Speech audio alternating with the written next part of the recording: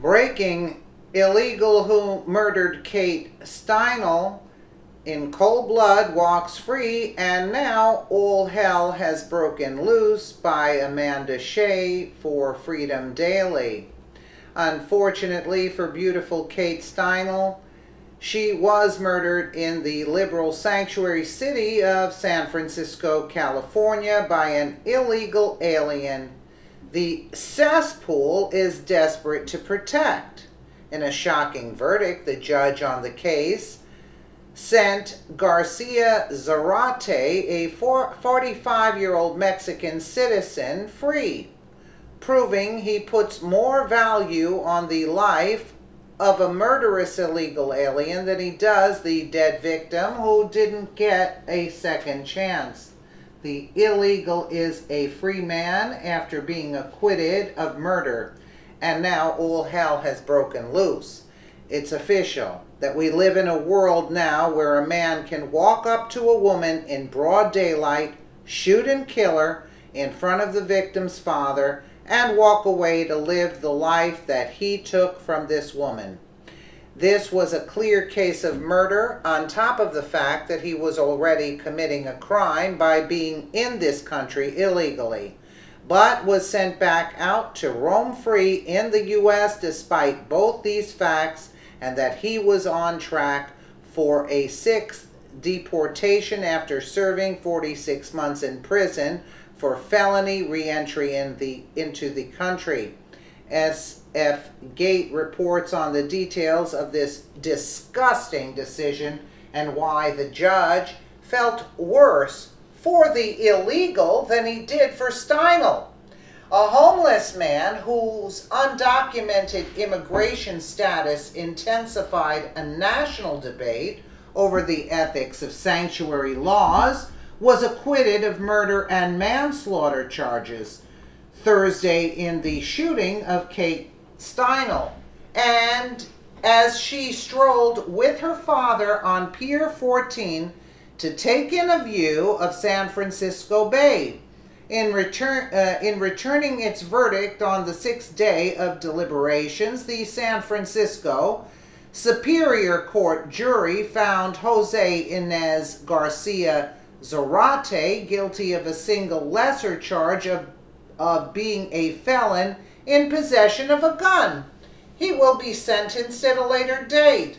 Garcia Zarate, a 45-year-old Mexican citizen who was released from San Francisco jail before the killing despite a federal request that he be held for his sixth deportation, was charged with murder, and prosecutors gave the jury the option of convicting him of first-degree murder, second-degree murder, or involuntary manslaughter. Take particular note of this judge's name and decide for yourself if his origin had anything to do with this asinine choice to send Zarate free. Steinle and her surviving loved ones didn't stand a chance of justice in this obviously biased courtroom.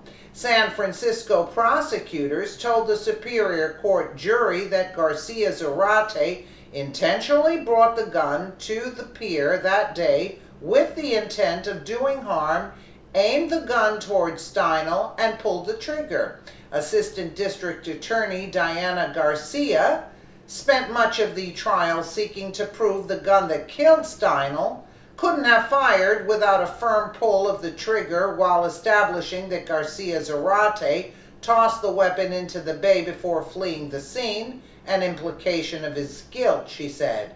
Defense lawyers said the shooting was an accident that happened when Garcia Zarate, who had a history of drug crimes but no record of violence, found the gun wrapped in a t-shirt or cloth under his seat on the pier just seconds before it discharged in his hands.